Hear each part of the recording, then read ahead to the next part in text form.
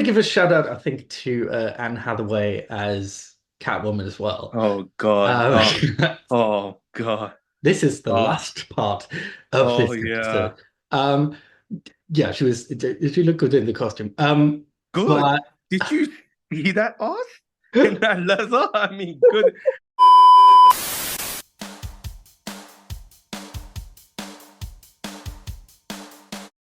Hello, everyone. Welcome to No Drama, Just Movies, and we are back once again with another review. This time, we are reviewing none other than Christopher Nolan's The Dark Knight Rises in what is the finale in what many consider one of, if not the greatest comic book movie trilogy of all time. My name is Cameron Lazarus Pitt Kelly Smith because just like Ra's al Ghul, I feel much so rejuvenated after a nice bath. And I am joined by my esteemed colleague here. Bill the Slow Knife Corwin. Ooh, I like that one. I like I that might, I one. might keep that one. I mean, it works. You can always say that to a lady. Oh, yeah, it works very well. So the question I'm going to simply ask you is, does The Dark Knight Rises bring a fitting end to this trilogy in the way that you would have hoped? And obviously, we're answering this question 12 years after the release. We saw it then, we rewatched it now. So the question is once again, does it bring a fitting ending to this trilogy in the way that you would have hoped? If we're talking story-wise, then yes, I would say yeah. It wraps it up nicely. A couple of callbacks as well to the original, to the first one, to Batman Begins. So it kind of goes round in a circle, and wraps it up. But as like a satisfying ending as a film standpoint, and we'll get into that. But yeah. Yeah, I agree with you. I think that at the end of the day, I think that how the answering that question whether this is a fitting end to the trilogy, I think depends on what your measurement is of what you're looking for and what a fitting end should be. I think that if you come off of The Dark Knight and you are looking for a movie to be on par with it or better than it, then I think that that's a tough art, regardless of whether you think this movie is that or not. I think that's just a tough ask. It's very difficult to compare to The Dark Knight. I think, however, from as you're alluding to, from a story perspective, if you are looking at this as does Christopher Nolan tie a neat bow on the story that he started with Batman Begins and that he now finishes in this movie, which is the story of Bruce Wayne, then I think it is a fitting ending. And obviously, we'll delve deeper into our thoughts. But I think, for example, looking on over to the MCU side of things, Kevin Feige has said many a times that, for a Marvel movie, when he's looking at his projects, this is the hero story. If you're coming in here thinking you're going to see the villain story, you're going to be left a bit disappointed. And obviously, we've seen many examples of that, just like Thanos.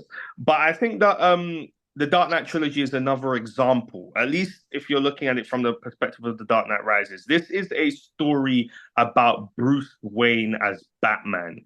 If you're looking for this to be a story that is focusing simultaneously on, the League of Shadows or Alfred or, whoever you want it to be, then, that's not what this is. This is a story about Bruce Wayne as Batman and telling the story of Bruce Wayne, at least the story that Christopher Nolan has. And Yeah. go ahead. It's funny that you say that because my biggest gripe with this film is that it isn't a lot about Batman. There's a lot of other people who suddenly get the spotlight. And I would have liked a little more Batman and a little less uh others. Like Blake, for example, John Blake, who gets a lot of screen time and suddenly takes up a lot of the center stage. Wait, Uh hold on. Did you just say Blake? yeah. You mean Robin? No. Never. And meanwhile, Bruce is like shut up and in his mansion or in a prison somewhere, and like it's a lot more Gordon and even Alfred gets a lot more to do, and yeah, Blake as well. So I think that's yeah one of the issues I had with this one. I mean, you mentioned Blake, right? Let's address him immediately. That's Mm. the big kind of elephant in the room. Obviously, back in 2012, when I watched this movie, and you have that scene where he says, you know, call me by my, full name or government name or whatever the hell it is, and he says Robin. Obviously, me, schooled me, I'm shaking my chair like, oh my God, it's Robin. You know, however, it is very much so a more than anything, just a little wink and a nod to, Mhm. fans. It's not like it means anything really. It's not like he's actually Dick Grayson or Jason Todd or whatever it may be. And that's fine. I feel like with that character Blake, I do get what you mean. It does come off as the only reason why they spend so much time with him is because I think, put it this way, Christopher Nolan has said in the past that he always knew what the beginning, middle, and end of the story would be across his whole Batman franchise. He knew where he wanted Bruce to start, where the middle was going to be, and how it was going to end. And I think that if in his mind, and he spoke about this as well, that he wanted to really toy with the idea that Batman is a symbol, and Mhm. Bruce coming to realize that it's not about who's under the mask. It's the fact that now Batman has become something bigger than Bruce Wayne. It's become something bigger than everybody else. And if he wanted to tell in his way that idea, and he saw the ending being that Bruce was going to be now in Florence or retired, and that you was going to have someone else now come up and don the cape and cowl. I can see where, as a result, you would then go, well, damn, if that's how you want to end a movie, that you would then need to spend some time with that person throughout the movie, at least so that we are a bit familiar with them and we kind of Mhm. see them as a good person instead of, it's just some randomer finding the cave. And even though that maybe could have actually worked as well. However, I do get what you mean, where that like the character's not extremely compelling. And it kind of sometimes feels a little bit more out of place, I would say. Mhm. I do get that idea that, if he's supposed to be the successor for Bruce, as Batman, um, but then why call him Robin? Yeah, I think that's more of It, a wink and a nod than anything. but it's the wrong kind of wink and nod, and it kind of leads me, if it's okay, into the other biggest problem I had with this, which was the theme, that it wasn't as tight as the other two. Like in Mm, the other two, we literally had the theme running through most of the film. Fear in the first one, and then in the second, like what does it take to push someone over the edge? mm, But here it was kind of wishy-washy sort of thing, mm, where it's a little bit about rising out of darkness, and there was some things, I guess, that was the biggest theme. But there's also this idea going back to Batman Begins of like Gotham needs cleansing, um, but also like the anarchy that Bane brings, which is a little bit more from like Joker in the second one. So it feels like a little bit of theme is here and here and here and here. Um, and for me, kind of that ending, I think, with Robin is a symptom of, or a symbol of that. Haha. Um, that it's on one hand, he's like set up as this successor to Batman because the last shot, or one of the last shots of him, is in the Batcave and surrounded by bats and making friends with them. But then his name is Robin, and we're like, is he Batman now? Is he Robin? Is he like, who's he supposed to be? And there's just like the theme that there's a lot of things going on that don't quite fit together as they did in the first and the second one. Yeah, and I agree with you. I think that it is you do get that sense of you have multiple different pieces that by itself and in small parts, if you're just looking at them individually, are compelling and do work, but together they start overlapping or they start clashing. And I think that's the thing. Like, there's, one of the big things that I enjoy about this movie, and that I think was one of his main themes, at least that he was trying to tell, is this idea across the whole trilogy that you have a character here who's ultimately reeling from his own trauma, obviously Mm. relating to seeing his parents being murdered in front of him. He takes that trauma and he's able to make it into something good, make it into, the Batman. but then you still have someone who ultimately, even through taking that trauma and turning it into something good, is still reeling from that trauma and kind of expressing or playing with that idea of, is he actually truly able to accept that trauma, escape it, and live a normal life? And I really like that idea, and I think you have like some great scenes in here between Michael Caine as Alfred and Christian Mm. Bale as Bruce. Some really beautiful scenes, where Alfred is conveying that idea. It's like, listen, for 8 years, you put away the cape and cowl, but you haven't moved on, whether it be due to Rachel's death and also due to the fact that you don't really seem to be able to live a life that is beyond Batman. And exploring that idea of, can Bruce actually live without Batman? Like, is this his ultimate undoing? Alfred mentions obviously a lovely line of, that when Bruce left for 7 years, obviously during that period of Batman Begins, that he hopes that he wouldn't come back because he hoped that it meant that he had found a way to live with his trauma and move on and actually have a good life. And obviously that corresponds very well with the lovely scene towards the end where, good old Alfred is in Florence. They have that acknowledgement of, it's good to see. However, once again, there are still moving pieces throughout the whole movie that still don't work as well. I love Bane, and I think everyone Mm. loves Bane. And when I say Bane, I do mean Tom Hardy's Bane specifically. I'm not the biggest fan of Bane in the comics, but not that I'm not a fan of his. I just don't really care that much about him. But I think that looking at this portrayal, Tom Hardy does a great job. He is Yeah. menacing. He is scary. Once again, a huge shout out to the screenplay and the dialogue specifically. I feel like that's been a high point across this whole trilogy, and it's there in this movie as well. The voice, obviously. But I think once again, like one of my issues, like going off what you were saying in terms of, the kind of different themes overlapping and, different plot points overlapping, is this idea that I don't really truly understand why Bane is doing what he's doing. And sure, we Yeah. can say, yeah, he was a member of a League of Shadows. Sure, we come to find out that, Talia al Ghul is essentially, his, adopted sister or daughter, if you want to call it that, Mm. the girl that he protects and that he's doing it for her. But I never really get an idea that Bane is excommunicated from the League of Shadows, presumably because he's too extreme for the League of Shadows. That's fine. Bane is dealing with trauma himself.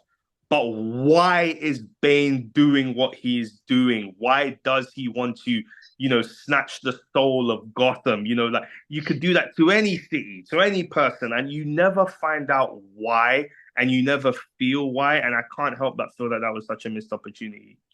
Like even what isn't or wasn't entirely clear to me, like what he's trying to actually do. Like there's this famous quote, Gotham, take back your city, right? So does he want the anarchy, or does he want to do what the League of Shadow would have done, which is just destroy the city and then rebuild it?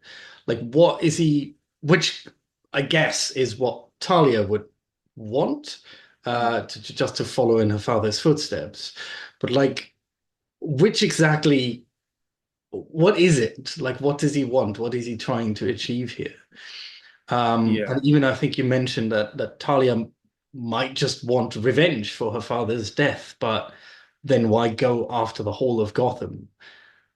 Yeah, and that's the thing. Unless the whole point is that she wants Bruce to truly suffer and see Gotham, truly go up in flames while he actually is there to witness it, and then obviously proceed to then killing him. Which sure you understand that, but because you don't really and truly spend too much time with Talia as Talia, Hmm.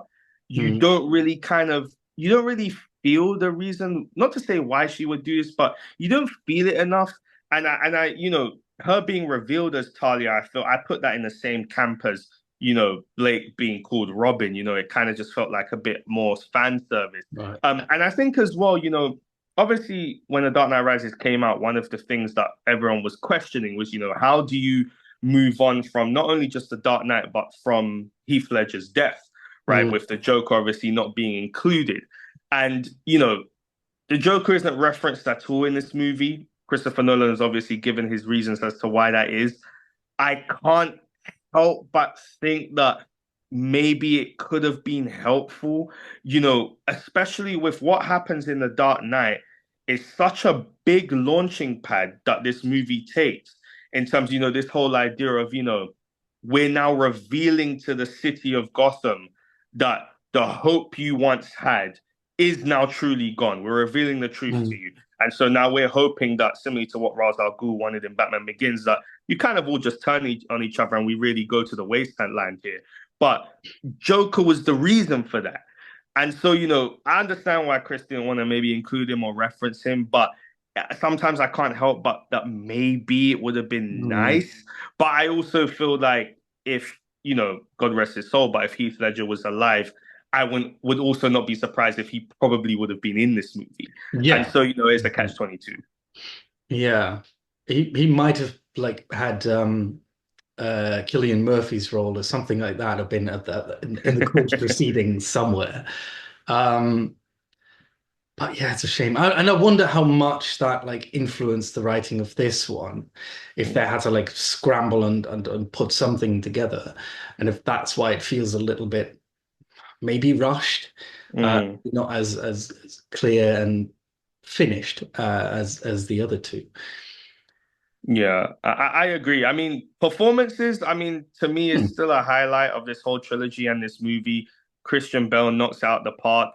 One thing I do want to highlight is what was your thoughts on Christopher Nolan implementing some Dark Knight Returns aspects to this movie, obviously, which you do get, with the idea of, Bruce spending time in retirement and then coming out of retirement, like Yeah. obviously, he's mentioned, Christopher Nolan has mentioned that this, that was one of the influences or inspirations, should I say, for this Hmm. movie. What was your thoughts on that? Um, I like it kind of fit the theme of like coming out of darkness and him like brooding so much and like being lost in this idea of Rachel. He could have had Rachel, as far as he knows. She wanted to be with him and then she died, so it was never actually like fulfilled. Um, I did want to see more Batman, though. I did want to see a little bit more of him, and maybe it could have been explored in that sense, just his struggle with like not being Batman anymore, or dealing with his darkness and trying to come out of it, and maybe some interaction with Alfred. But yeah, I'm not sure if it was handled the best way it could have been. Yeah, no, I do agree. What about the Lazarus Pit sequences of him getting his good old back cracked again so that he could come out of retirement and, It is. well, not come out of retirement, but at that point come out of the beating that he gets Hmm. from Bane. I like, you know what I loved about this part, about the Lazarus Pit part, was how he actually gets out. Because it is this, I guess, message that you can take from it of if you have a safety net, or in this case a rope, you will never try your hardest to get to that other edge.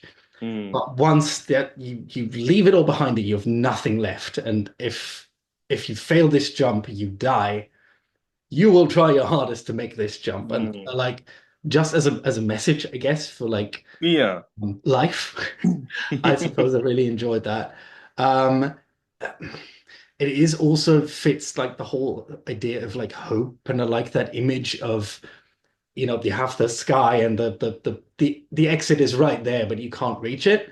So you have that hope of if I could just climb up there, and get to that edge, I'd be free. But nobody manages it, and just this idea, yeah, that dangling this carrot of hope in front of people actually destroys their lives even more. Yeah.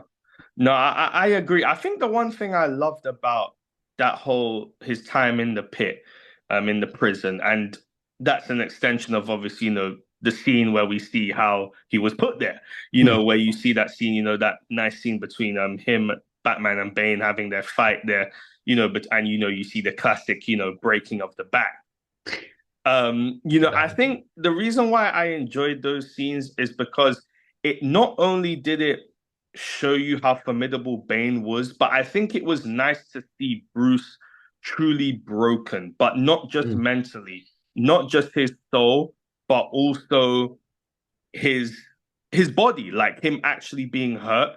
And I did enjoy that. I think that it did Mm. really work, and it was nice to see. You see in the Dark Knight, obviously, him, his kind of a little bit of his mind almost being torn to pieces in many ways because of what's going on. Yeah. But the idea of now his body being added on top of that was a really nice takeaway. I do want to give a shout out, I think, to Anne Hathaway as Catwoman as well. Oh God.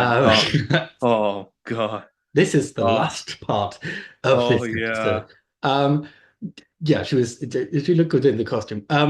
Good. But Did you see that ass in that leather? I mean, good. Look, Anne Hathaway, right? Listen, this is the time where we have to really give a shout out to Anne Hathaway. Anne Hathaway has been a gem of a human being for decades. She still looks in like she's in her 20s. But good God, as Selina Couch. And she was actually really good, not just, her appearance, but yes, from a performance perspective, being a let's go top-notch on to actress. that. Yeah, she was just great. I mean, but sorry to cut you off. And her on that bat pod, by the way, you know. But you were saying, Um, no, I liked her as a character, first of Hmm, all, but also the way she played it, and how the way played it, because there was definitely a sense of control. Like she was in control of the situation. She knew exactly what she could do to get out of it. But hmm. I love that that scene where she gets is it the governor or someone? She takes him with her to the meeting. I Is don't that know. into the bar? Yeah. Yeah. Um, and just that calculation. It's like here's a guy that everybody's going to be looking for. You've just used his phone, so everybody knows where he is. Just that calculation, and then Hmm. how she, once the shooting starts, like the scream she gives. She knows exactly when to use that vulnerability, that female vulnerability, and that, I guess, sex appeal that she knows she has. Um, but she can also be like, kick ass. She can also do the other side of it. So I love that, like that she's able and allowed to use both. Yeah. It's a great character, yeah, and she did it really well. She did. She did. I mean, performances all around are really Yeah. amazing. And you know, that kind of leads obviously to our end of our review. It's still sentimental. Like even 12 years on to me, there's still sentimental value there because you witness the end in what is such an iconic series of movies and just an amazing auteur doing amazing work. And it's always beautiful to see, especially in the comic Mm. book genre. Not to say that that isn't done, more often, but it was special. It really was special. And so, The Dark Knight Rises. We're obviously about to give our review out of 10. We have a icy review score system on here. So instead of giving, for example, a 9 out of 10, we will give it 9 ices out of 10, or slush puppies, icy, tango ice blast, whatever it is that you drink or slurp on if you're the penguin in Gotham. So The Dark Knight Rises. What will you give your score out of 10? How many ices? I don't know if it's harsh or kind, but I'm going to give it an 8. 8 ICs out of 10. I think it was good, but especially compared to what came before with The Dark Knight, um, it was a little bit less tight, I suppose. So, yeah, 8 out of 10 ICs. I mean, listen, you read my mind. I'm also gonna join you right there and give it 8 ICs out of 10. I still love the movie, even for its faults. Yeah. However, yeah, I agree. It's not as good as the last two. It has some problems, but it also has a lot of beautiful elements in it. And this trilogy and this movie will still stand the test of time. And a huge shout out to Christopher Nolan and all the cast. So we are now off to Florence because we want to enjoy ourselves with, a nice little coffee or wine or whatever it is that Alfred, Bruce, and Selina Kyle are having in Florence. However, that will do it for our review of The Dark Knight Rises. Once again, we are no drama, just movies. We do weekly reviews in the world of movies and TV. If you like this video right here, if you enjoyed watching this video, once again, please do subscribe to our channel. Please like, comment, and share. We are just two movie and TV loving friends who love to have a chat about everything in the world of movie and TV. And we enjoy having that chat with other people as well. So once again, please do get involved in our channel. Once again, we are No Drama Just Movies. My name is Cameron Lazarus Pitch Kelly Smith, and I am joined by my lovely colleague here. Phil the Slow Knife Cohen. Oh, that's right. We're on our way to Florence, but we're also going to take another stop in Gotham because our next review will be none other than Matt Reeves' The Batman. So we are returning to Gotham very quickly. Once again, we are No Drama Just Movies. Thank you so much for checking out our review of The Dark Knight Rises, and we will see you very, very soon. Take care, guys. Bye.